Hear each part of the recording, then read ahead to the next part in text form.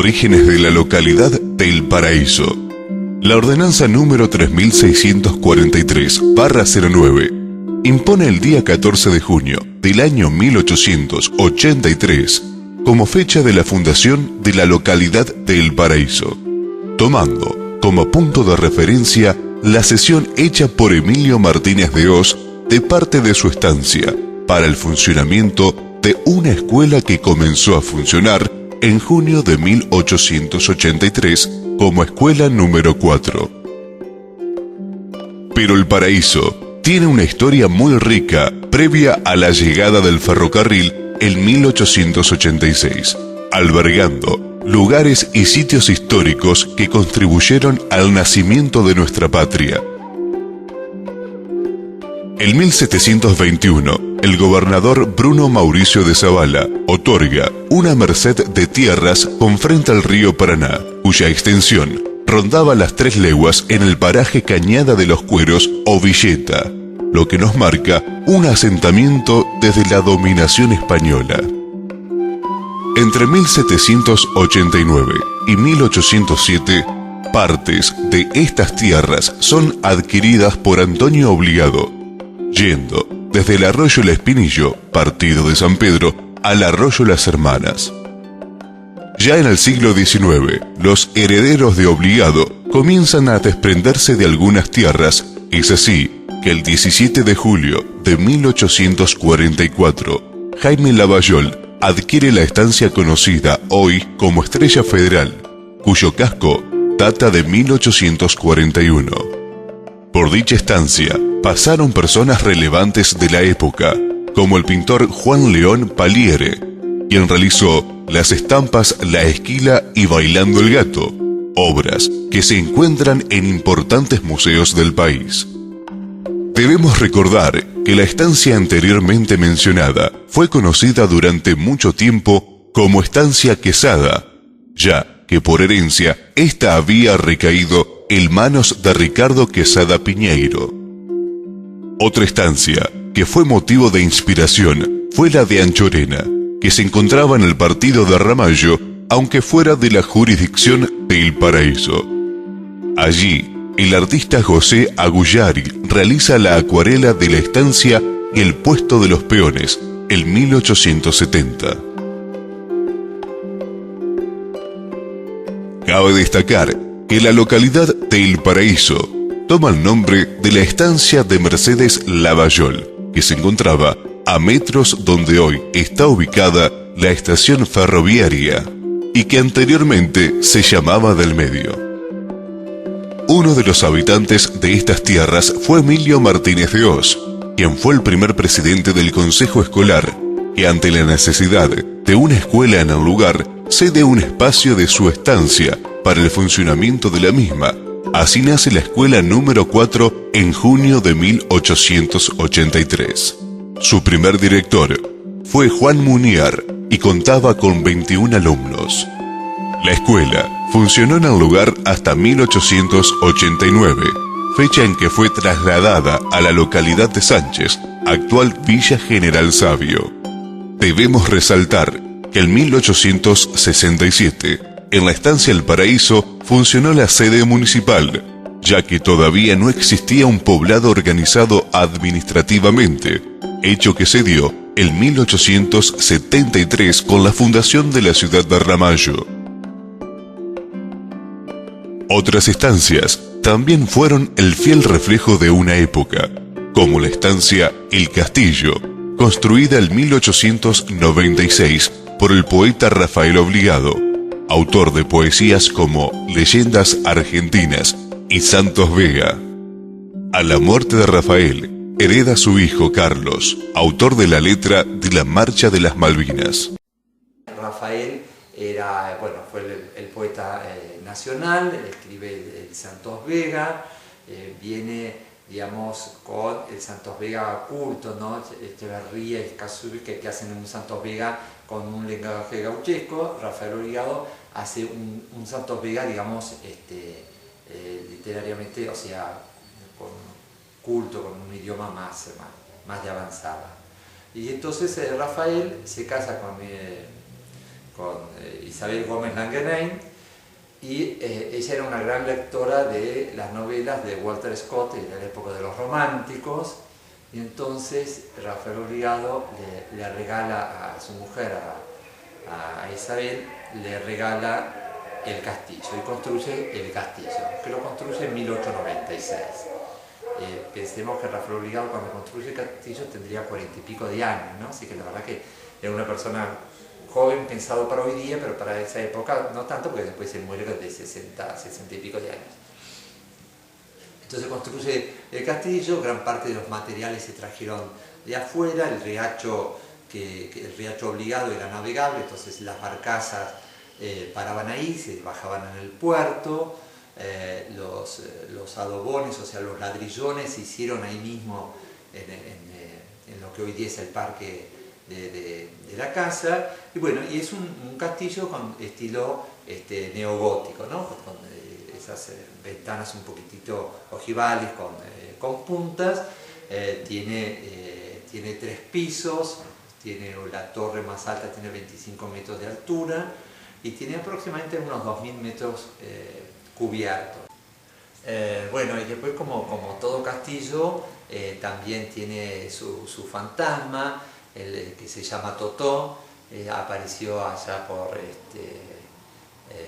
1920, 1940, el primero que lo habla del fantasma es mi bisabuelo. No habla, el primero que habla es mi abuelo, Carlos Obligado, y su mujer, Luciana Sanatolena. Empiezan a hablar que empiezan a pasar cosas raras en la casa, y tipo que se cierran puertas, que no se pueden abrir, libros que estaban sobre alguna mesa desaparecieron, cosas que estaban seguro en un lugar no están más, y movimientos extraños en la casa, y mi abuelo lo bautiza Totó, y desde ahí Totó sigue existiendo. Sí, es verdad, pasan cosas por ahí raras en la casa, y que, como yo siempre digo, es más simpático, más lindo pensar que es un fantasma y no que se trabó la cerradura, ¿no? Y así que convivimos con él, y bueno, y ahí está. Nunca es un fantasma, como preguntaron una vez cuando fue la fiesta del castillo los chicos de la escuela, si es un fantasma malo que se llevaba a los chicos. Le digo, no, es un fantasma bueno que se dedica a cuidar la casa. Y hablando de eso, también cosas así interesantes, cuando se hace el castillo, mi abuelo, cuando hace el castillo mi bisabuelo, después mi bisabuelo empezó, y después lo siguió mi abuelo, quiso hacer una capilla, y entonces cavaron en las barrancas, y empezaron a hacer la capilla al pie de la barranca, ¿no? Que todavía existe, pero la capilla no se pudo terminar porque en realidad con la crecida del río entra agua a la excavación, y entonces se suspende. Pero ahí también aparecen los gnomos. Los gnomos son, digamos, como los enanitos que no tienen edad. Y aparece la novela que escribe mi abuelo, que es La cueva del fósil, que él cuenta que una tarde de mucho calor baja esa gruta, que hoy día existe, baja la gruta y se recuesta, y se queda dormido. Cuando se despierta, se encuentra con el gnomo, ¿no?, de la cueva del fósil. Y el gnomo le empieza a contar que él ya lo conocía, porque pensemos que los gnomos vivieron siempre, 2000 años. Entonces le empieza a contar las historias de la familia. Y bueno, y de ahí mi abuelo escribe ese libro que se llama La cueva del fósil, que es con una literatura un poco rebuscada, pero la verdad que es interesante, porque es, bueno, un poco el inicio del fantasma Totó, que nos sigue acompañando hasta hoy día. Otra estancia importante para la época fue la Ribera, de María Obligado y de Francisco Soto y Calvo. El pintoresco casco fue demolido a mediados del siglo XX, conocido como el Palacio de Soto y Calvo.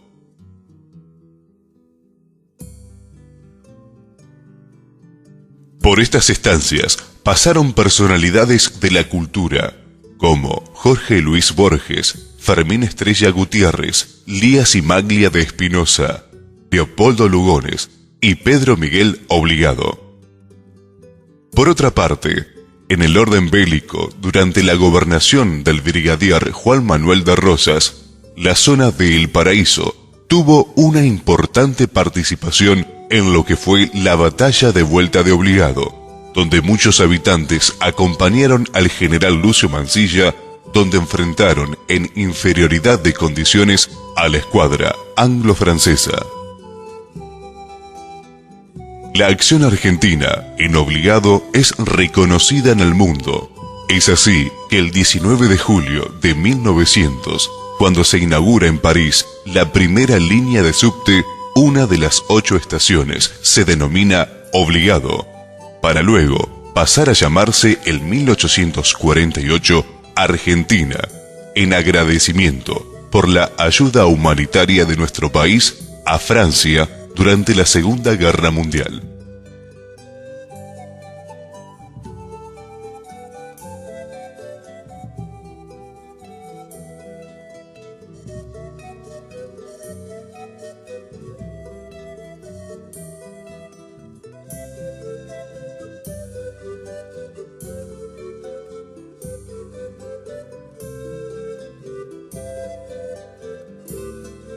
Como podemos apreciar, nos vemos ante una población existente antes del paso del tren en 1886.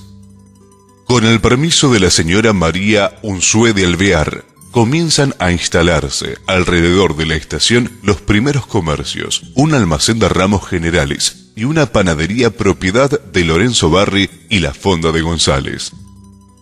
El 1 de julio de 1905, se instala a 500 metros de la estancia la escuela número 12 y el 3 de agosto de 1945, en Lo Quesada, se establece la colonia El Ombú, donde se establecieron gran cantidad de familias dedicadas al trabajo de la tierra.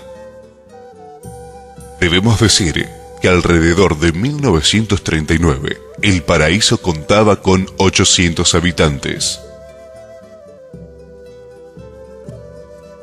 Podemos mencionar los siguientes comercios de aquella época: los almacenes de Barri, de Maceda, de Martini, el acopio de Zamboni, el bazar de Corposi, las carnicerías de Pedro Agotegaray, de José Castro, de Víctor Lobais, la farmacia de Speciale y las fondas de González y Sierra, además de la agencia de YPF a cargo de Emiliano Bucci y de varios oficios, entre los cuales podemos nombrar a los herreros Carlos Cubino, Roberto Di Bucci y Camilo Ruiz, a los panaderos Lorenzo Barri e hijo, peluqueros como Gerardo Dotti y Luis Español, al talabartero Alfredo Mazzini y las tiendas de Baquela y Ángel García. En cuanto al casco del pueblo, podemos decir que el 4 de septiembre de 1947, por decreto del Poder Ejecutivo Provincial, se acepta la donación de una fracción de terreno por parte de María Unzué de Alvear para la construcción de un destacamento policial, y en 1950 se realiza el primer parcelamiento, pudiendo apreciarse el lugar destinado a la iglesia, que data de 1930, a la escuela y al correo. No debemos olvidarnos de mencionar el Club El Ombú, verdadero centro sociocultural y deportivo de la localidad, que tuvo sus inicios allá por el año 1922. Pero tal vez lo más relevante socialmente para este pueblo fue la llegada de los inmigrantes a fines del siglo XIX y principios y mediados del siglo XX, verdaderos forjadores de su desarrollo, trabajando la tierra y añorando la patria lejana.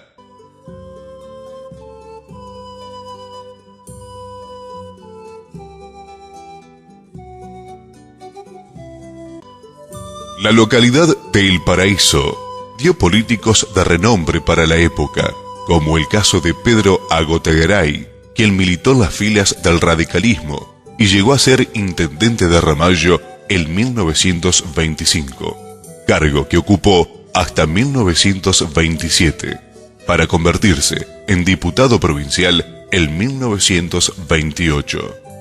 Desde 1945 a 1946 es designado comisionado municipal de Ramallo, asumiendo ese mismo año la banca de diputado provincial por la Unión Cívica Radical Junta Renovadora. En 1949 fue convencional constituyente y en 1950 fue elegido diputado provincial por el peronismo. Podemos mencionar además a Ricardo Obligado, quien ocupó lugares en ambas cámaras de la legislatura bonaerense como diputado y senador, representando al radicalismo en tiempos muy difíciles, durante la llamada década infame. También sobresale el doctor Ignacio Aguirre, quien poseía su estudio de abogado en El Paraíso. Dirigió el club Júpiter Fútbol, fue concejal en 1918, fundador y presidente del comité antipersonalista Leandro N. Alem. Fue ministro de Gobierno y de Obras Públicas durante la gobernación del doctor Croto en la provincia de Buenos Aires, intendente en Ramallo en 1932 y juez de Cámara. Falleció el 4 de enero de 1937. A la querida comunidad del Paraíso, en este nuevo aniversario de su fundación, según lo han establecido las ordenanzas municipales, llevarles el saludo personal mío y el de toda la comunidad del partido de Ramallo a esta comunidad hospitalaria, amigable, trabajadora, que tanto contribuye al crecimiento del partido de Ramallo. Feliz día Paraíso.